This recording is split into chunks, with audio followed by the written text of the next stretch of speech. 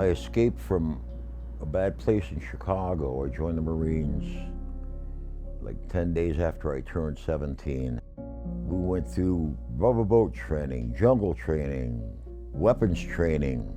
So all of this training, I didn't quite understand what it was all about, why we were getting all of these really tough training sessions, and it was announced that pack everything you've got in your sea bag.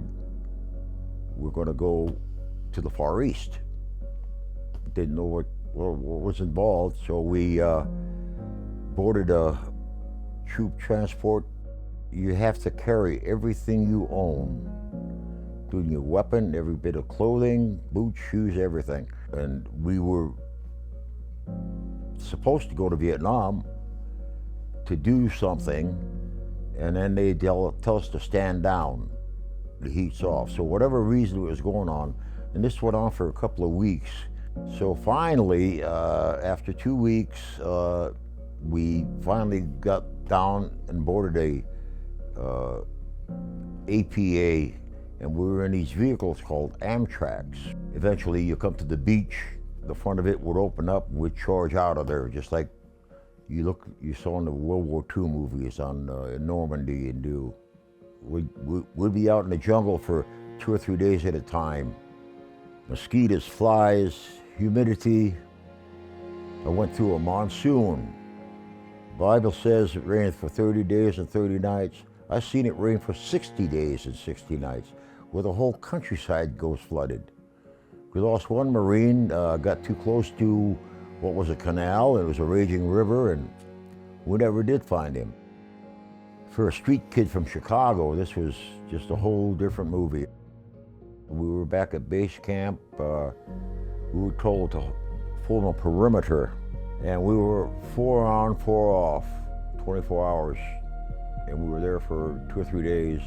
I had just finished my 4-hour shift, and you just lay down in the foxhole, and then your partner got up and did 4 hours. I was just dozing off, and all of a sudden, I heard a Marine holler, "Halt, halt, halt," and just started shooting.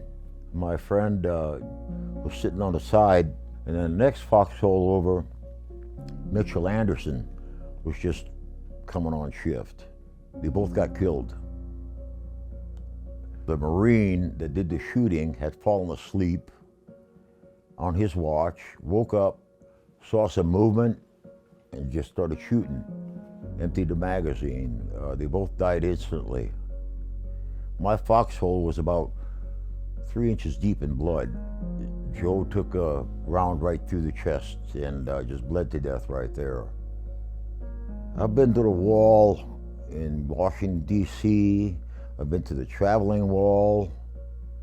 The first stone on the wall, both these Marines' names are on there.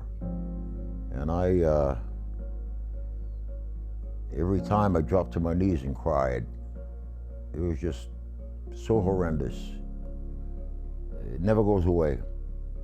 And you got to keep it under control. For me, it's lasted over 50 years of flashbacks and nosedives and a lot of depression. I was awarded 3 Purple Hearts for wounds sustained, but like good Marines, we did our job.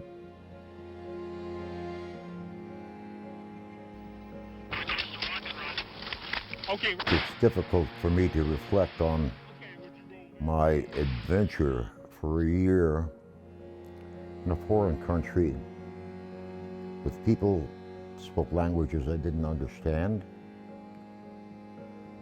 There were people that wanted to kill me. I was always under pressure. And it's almost like somebody put a brand, like a hot iron on my body. It's very difficult to revisit. Lost a lot of good friends. Had comrades that died in my arms. I was an 18-year-old kid. Life was difficult. Life was difficult. I never told anybody about the war. People would notice my wounds and they'd ask me, wow, what happened to you? And I'd say, I had a motorcycle wreck. And that's where I hid out all the time, constantly being haunted. But I'm glad I had the resources to help me through these times. Be kind to these young men. They're the ones that stepped up to a fight and preserving our dignity and our freedom.